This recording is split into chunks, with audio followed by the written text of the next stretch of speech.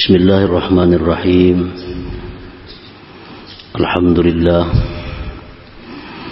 Alhamdulillahilladzi samma nafsahu bil khaliqil bari'il musawwir alladzi khalaqal khalqa wa bari'ahu wa sawwarahu bila sabqil amsali wan nadha'ir. Ashhadu an la ilaha illallah wahdahu la syarika lahul mudabbirul muqaddir. Wa ashhadu anna sayyidana Muhammadan abduhu wa rasuluhul munzir wal mubashshir.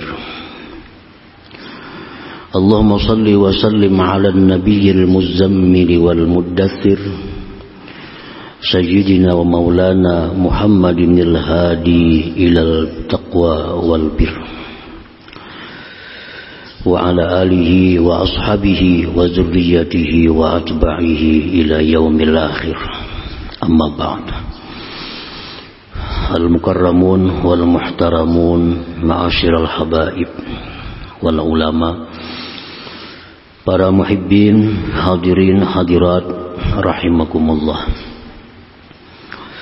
Puji syukur senantiasa kita panjatkan kehadirat Allah Subhanahu wa ta'ala, yang mana pada malam ini kembali kita dikumpulkan, dipertemukan oleh Allah di Masjid Bustanul Muhibbin yang penuh berkah dan rahmat ini. Salawat dan salam kita haturkan atas junjungan kita Nabi besar Muhammad sallallahu alaihi wasallam dan seluruh keluarga, para sahabat, zurriyat dan pengikut beliau ila yaumil akhir. Para muhibbin rahimakumullah, as-sani ashar was-salisa ashar war-rabi'a ashar min asma'illah al-husna al-khaliqul bari'ul musawwir. Yang ke-12 dan ke-13 dan ke-14 dari Asma'ul Husna Al-Khaliq Al-Bari Al-Musawwir.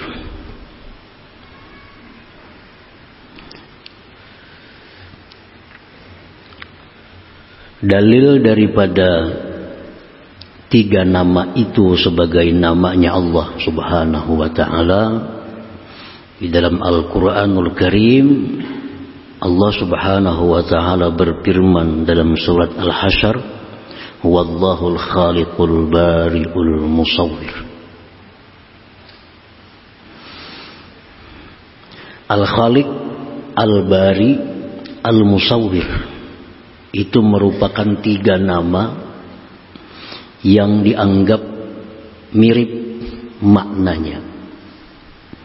Tetapi kata Imam Ghazali, itu bukan mirip dan masing-masing mempunyai fungsi. Al-Khaliq, Al-Bari, Al-Musawwir. Allah subhanahu wa ta'ala bi'atibari taqdiri hadhil umur yusamma al-khaliq wa bi'atibari al-ijadi min al-adam ila al-wujud yusamma al-bari wa bi'atibari taswiri hadhil umur yusamma al-musawwir. Maka Allah subhanahu wa ta'ala dengan memandang, mengiktibar, menetapkan untuk menciptakan sesuatu, maka dia dinamai Al-Khaliq. Dan dengan mengiktibar Allah mewujudkan sesuatu itu dari tiada kepada ada, dinamai Allah itu dengan nama Al-Bari. Kemudian membentuk sesuatu itu, merupakan sesuatu itu dengan rupa yang terbaik, itu disebut Al-Musawwir. Jadi apabila kita melihat suatu makhluk Allah, maka itu tidak terlepas daripada Al-Khaliq, Al-Bari, Al-Musawwir. Karena adanya seluruh yang di alam semesta ini itu merupakan mazhar atau penampakan dari nama Allah Al-Khaliq, Al-Bari, Al-Musawwir ini. Para muhibbin rahimakumullah. فإذا قدر الله تعالى أن يخلق الإنسان بصورة الخاصة مثلا فهو الخالق. Apabila Allah Subhanahu wa taala menetapkan untuk mencipta manusia dengan sifat tertentu umpamanya, maka nama Allah itu adalah Al-Khaliq. Jadi Al-Khaliq ini hanya berupa ketetapan dari Allah untuk menciptakan sesuatu dengan sedemikian rupa. Allah menetapkan untuk menciptakan sebatang pohon dengan demikian. Itu ketetapan Allah menciptakan pohon tadi, namanya Al-Khaliq. Imam Ghazali dalam kitab beliau Al-Maqsidul Asna menjelaskan untuk memudahkan paham. Beliau bikin contoh. Padahal Allah itu maha suci daripada contoh. Cuma untuk mendekatkan paham. Andai kata kita membuat satu keputusan, membikin rumah dengan demikian. Nah, itulah Al-Khaliq. Al-Khaliq. Jadi hanya berupa satu keputusan untuk menciptakan sesuatu dengan demikian sifatnya, perhiasannya. Nah, disebut Al-Khaliq. Nah, kemudian apa yang diputuskan oleh Al-Khaliq tadi diwujudkan. Dari asalnya tiada diwujudkan kepada ada. Nah, mewujudkan sesuatu yang asalnya tidak ada itu kepada ada, itulah Al-Bari. Al-Bari. Nah, sesuatu yang sudah diwujudkan oleh Al-Bari ini disusun, dirupakan, diperhiasi, itulah namanya Al-Musawwir. Potongan-potongan kita yang macam ini, nah itu Al-Musawwir. Ada rupa macam ini, ada yang hidungnya mancung, ada hidungnya macam itu Al-Musawwir. Dan itu yang paling terbaik ciptaan Allah untuk dia. Jadi segala sesuatu yang kita lihat di alam semesta ini itu merupakan hasil ketetapan daripada Al-Khaliq, diwujudkan oleh Al-Musawwir, dirupakan sedemikian rupa oleh Al-Musawwir. Jadi Al-Bari yang mewujudkan, Al-Musawwir itu yang membentuk rupanya. Para muhibbin rahimakumullah. Nah, oleh karena itu susunan Asmaul Husna ini sedemikian rupa disusun oleh Allah. Wallahul khaliqul bari'ul musawwir. Itu kan susunannya demikian dalam Al-Quran. Wallahul khaliqul bari'ul musawwir lahul asma'ul husna. Nah, Allah itu Al-Khaliq, Al-Bari, Al-Musawwir. Itu memberikan satu isyarat kepada kita. Kalau hendak membuat sesuatu, rancang sesuatu itu, pikirkan sesuatu itu, lalu diputuskan untuk mencipta, untuk memperbuat atau meninggalkan. Ini supaya kita Al-Khaliq. Nah, rancangan yang sudah ditetapkan itu mesti diwujudkan. Nah, baru diperhiasi menjadi sesuatu yang sangat indah. Jadi nama susunan Asmaul Husna itu bukan sembarang susunan. Itu semua susunan Asmaul Husna mempunyai makna-makna, isyarat-isyarat yang tertentu dari Allah Subhanahu wa taala untuk kita pelajari, untuk kita gali lebih jauh. Kenapa susunannya demikian? Mulai Allah Ar-Rahman, Ar-Rahim, Al-Malik, Al-Quddus, As-Salam, Al-Mu'min, Al-Muhaimin, Al-Aziz, Al-Jabbar, Al-Mutakabbir. Susunan itu bukan tanpa arti. Semua itu susunan ada makna yang halus di dalamnya, yang bisa dijadikan pelajaran kita untuk kehidupan di alam dunia ini. Nah, para muhibbin rahimakumullah.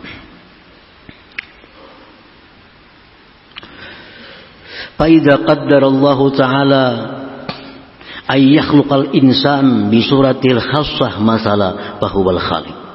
Apabila Allah sudah menentukan bahwa mencipta manusia dengan rupanya yang tertentu umpamanya, maka itulah al-khaliq.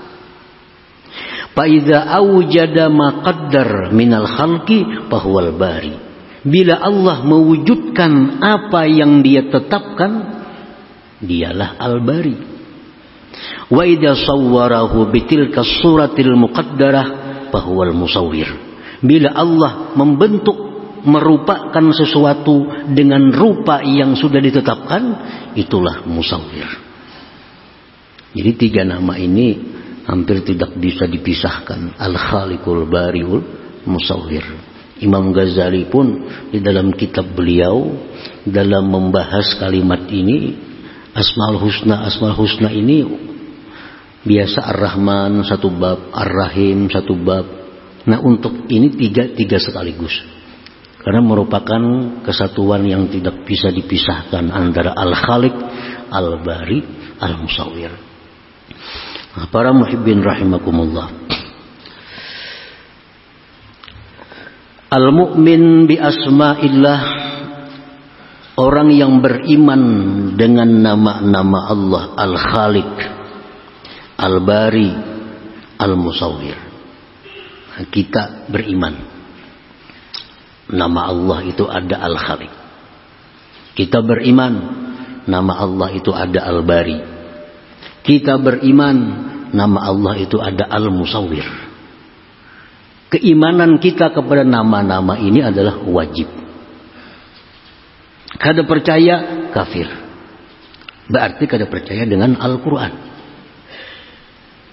Nah, apabila sudah kita beriman bahwa Al-Khaliq seperti tadi, Al-Bari seperti tadi, Al-Musawwir seperti itu, nah keimanan kita kepada 3 nama Asmaul Husna ini akan membuahkan 1, 2, 3 perilaku kepada kita.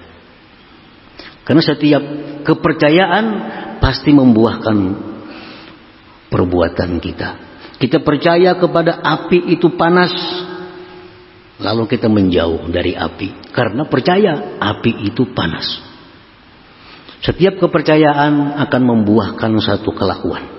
Nah, apabila kita percaya beriman bahwa nama Allah itu Al-Khaliq, Al-Bari, Al-Musawwir, apa kelakuan kita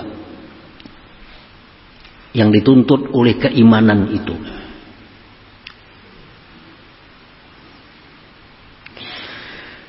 Ayyuqaddira fi'lat ta'at wa dzalika bihammiha. Bahwa orang yang beriman dengan 3 nama Allah tadi, dia mesti menentukan akan memperbuat ibadah, akan memperbuat taat. Dan yang demikian itu bihammiha, dengan mencita-citakannya, dengan cita-cita yang kuat. Jadi dalam hati kita ini mesti ada ketetapan, cita-cita yang kuat bahwa kita ini hidup untuk ibadah kepada Allah. Itu sudah ketetapan kita dalam hati. Sudah merupakan cita-cita kuat dalam hati kita bahwa kita hidup ini adalah untuk beribadah kepada Allah Subhanahu wa ta'ala.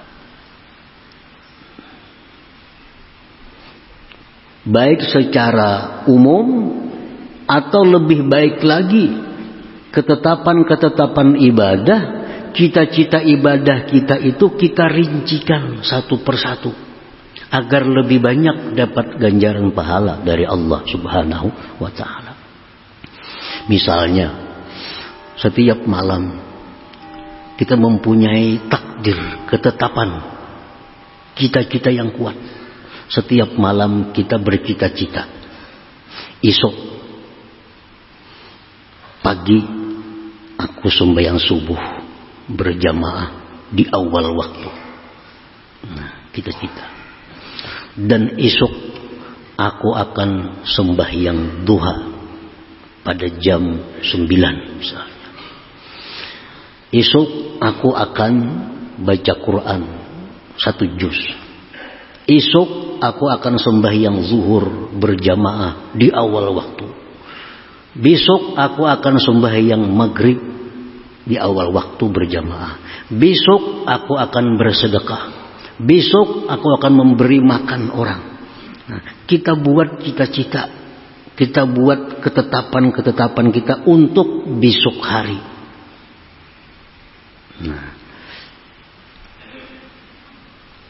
dan lebih baik lagi ketetapan kita itu disertai, digantungkan dengan masyiatillah, dengan insya Allah. Lebih tambah lagi pahalanya. Jadi kita malam, baik kita beraba, baik kita duduk di kursi, baik kita apa, nah, kita merenung, hati kita bicara, menetapkan kegiatan-kegiatan keagamaan esok hari. Rencanakan.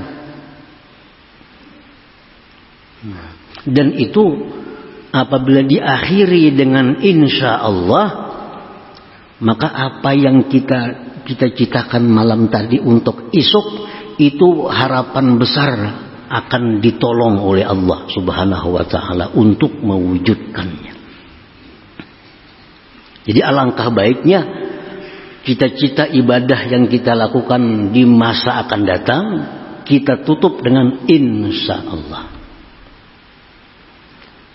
Berkat insya Allah itu Allah bantu kita untuk mewujudkan cita-cita itu.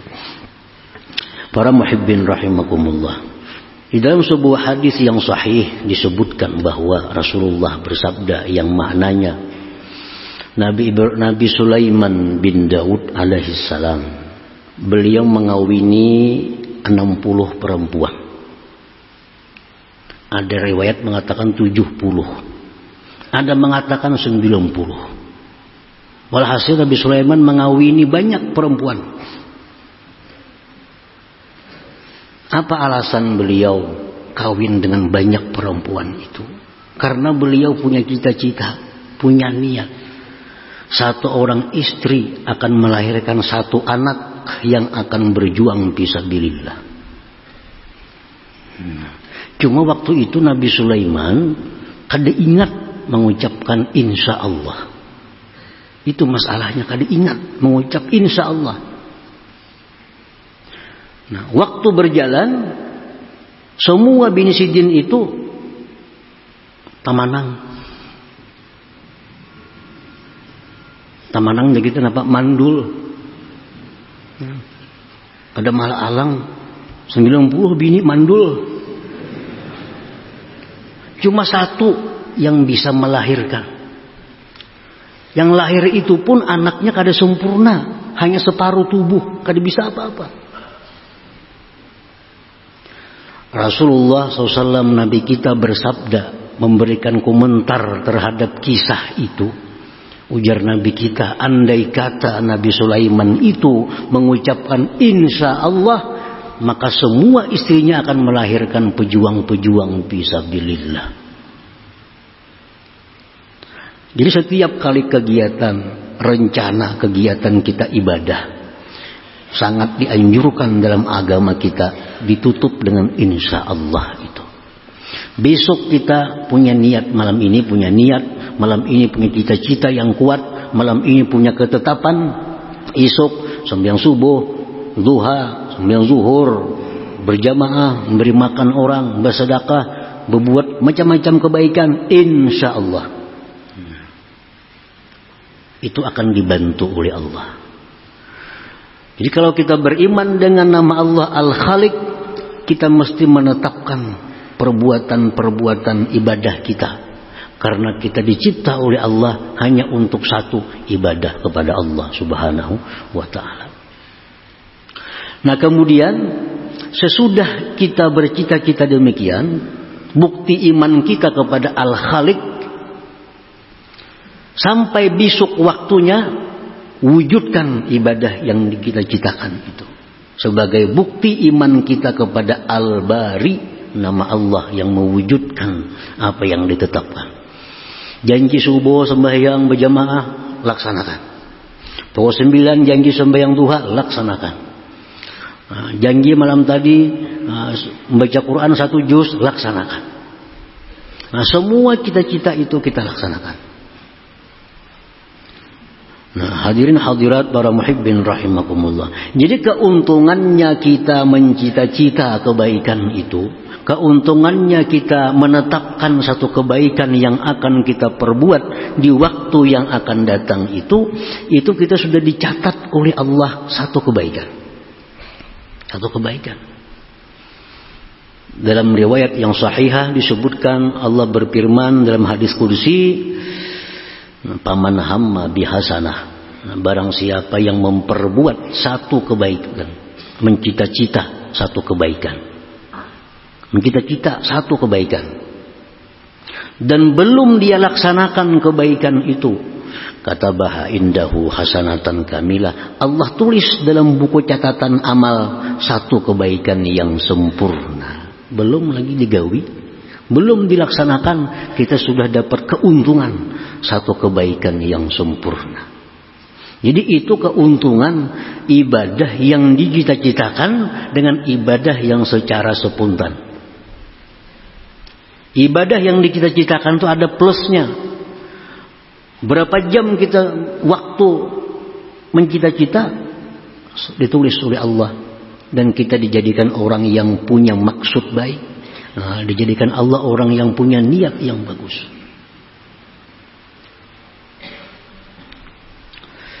Nah kemudian sesudah dia wujudkan ibadah yang ditetapkannya sebagai bukti kepada iman Al-Bari, dia bikin ibadah itu dengan sebaik-baik ibadah. Jangan asal ibadah. Dia bentuk ibadah itu dengan rupa yang sebaik-baik rupa ibadah, sebagai bukti dia beriman kepada nama Allah Al-Musawwir. Jadi 3 macam itu. Tetapkan ibadah-ibadah yang akan kita perbuat. Sampai waktunya wujudkan ibadah itu. Yang ketiga, hiasi, perbaiki ibadah itu sehingga menjadi ibadah yang sangat baik di sisi Allah Subhanahu wa ta'ala. Para muhibbin rahimakumullah. Nah bagaimana cara menjadikan satu ibadah itu menjadi ibadah yang bagus?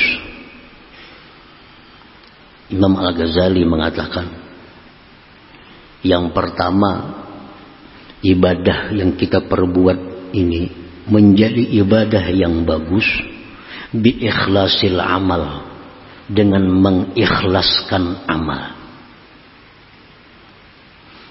Ikhlas amal ini seperti apa? Ikhlas amal ini kaniyatil imtisal li amrillah ta'ala, seperti dia niat melaksanakan perintah Allah Subhanahu wa ta'ala. Sembahyangnya menjunjung perintah Allah, baca Qur'annya menjunjung perintah Allah, memberi makan orang lain menjunjung perintah Allah, silaturahmi menjunjung perintah Allah, menuntut ilmu menjunjung perintah Allah. Itu amal yang indah, yang bagus apabila kita ikhlasul amal, ikhlas dalam beramal. Nah yang kedua, supaya amal ibadah kita ini lebih indah lagi, al-ikhlas fi talabil ajr, ikhlas dalam mencari pahala, ikhlas dalam mencari ganjaran. Bagaimana ikhlas mencari ganjaran itu? Kabtigha'i mardatillah, seperti menuntut, mencari keridaan Allah. Jadi kita beramal karena menjunjung perintah Allah dan mencari keridaannya. Mencari keridaannya. Termasuk dalam bab ikhlas mencari pahala ini, seperti dia minta ganjaran kadukhulil jannah, seperti masuk surga. Masuk. Aku sembahyang ini karena Allah dan supaya ke surga. Masuk dalam ikhlas talabul ajr. Atau yang lebih rendah lagi, dia beribadah itu menjunjung perintah Allah li salamatid darain, untuk selamat dunia akhirat. Itu masuk dalam ikhlas talabul ajr. Nah, jadi kita beribadah menjunjung perintah Allah dan mengharapkan ridhanya. Itu yang nomor satu. Itu amal yang sangat indah dalam pandangan Allah subhanahu wa ta'ala. Lebih indah daripada orang beramal karena mencari surga atau mencari selamat dunia akhirat. Walaupun itu baik, tapi lebih baik lagi kalau kita beramal mencari keridaan, mengharapkan keridaan Allah subhanahu wa ta'ala. Para muhibbin rahimakumullah. Yang ketiga, amal itu supaya lebih indah, lebih bagus, wa bizikri minnatillahi ta'ala, mengingat anugerah Allah. Nah, kita ini beribadah, kita ingat bahwa kita bisa beribadah ini anugerah Allah. Anugerah Allah, bukan dari diri kita, bukan dari karena ilmu kita. Bukan dari ilmu kita bisa beribadah, tapi kita bisa beribadah karena anugerah Allah. Nah, ingat itu. Jangan macam Qarun. Nah, Qarun itu alim, luar biasa alimnya, bahkan hafal Taurat dan paling hebat bacaan Tauratnya. Tapi Qarun ini kaya, dia merasa kayanya itu dengan ilmu pengetahuan yang ada pada dirinya. Dia lupa itu anugerah Allah. Akhirnya Qarun dan hartanya tenggelam. Karena ada ujub dalam dirinya, merasa itu dari dirinya sendiri, dari ilmunya, dari kehebatannya. Nah, jadi kita beramal, kita bisa nuntut ilmu, kita bisa berkumpul di sini semata-mata karena kita dapat anugerah Allah. Dapat anugerah Allah, dapat taufik hidayah Allah, dan kita dapat berkumpul di sini. Setiap ibadah kita ingat bahwa ini anugerah Allah. Nah, yang keempat, supaya amal itu lebih indah di sisi Allah, wa ta'zimi taufikillah, mengagungkan taufik Allah ini. Mengagungkan, kita ini merasa bangga, kita merasa untung bahwa kita ini bisa beribadah. Merasa untung. Kita dapat duit 1 juta, pasti ada merasa untung. Dapat duit 10 juta, pasti ada kita merasa untung. Nah, kita beribadah ini bisa lebih lagi hendaknya merasa untung, dapat taufik dari Allah subhanahu wa ta'ala. Bila 4 hal ini kita sertakan dalam ibadah kita, maka ibadah ini bukan hanya sekedar ibadah, tapi merupakan ibadah yang dirupakan dengan rupa yang sangat indah di sisi Allah subhanahu wa ta'ala. Para muhibbin rahimakumullah. Jadi itulah buah iman terhadap nama Allah Al-Khaliq. Kita atur, kita rancang, tetapkan ibadah-ibadah yang akan dikerjakan. Buah iman kepada Al-Bari, kita wujudkan ibadah yang sudah ditetapkan. Buah iman kepada Al-Musawwir, kita baguskan ibadah yang sebagus-bagusnya di sisi Allah subhanahu wa ta'ala. Mudah-mudahan Allah memberikan hidayah kepada kita. Amin ya rabbal alamin. Ila hadratin Nabi sallallahu alaihi wasallam. Al-Fatihah.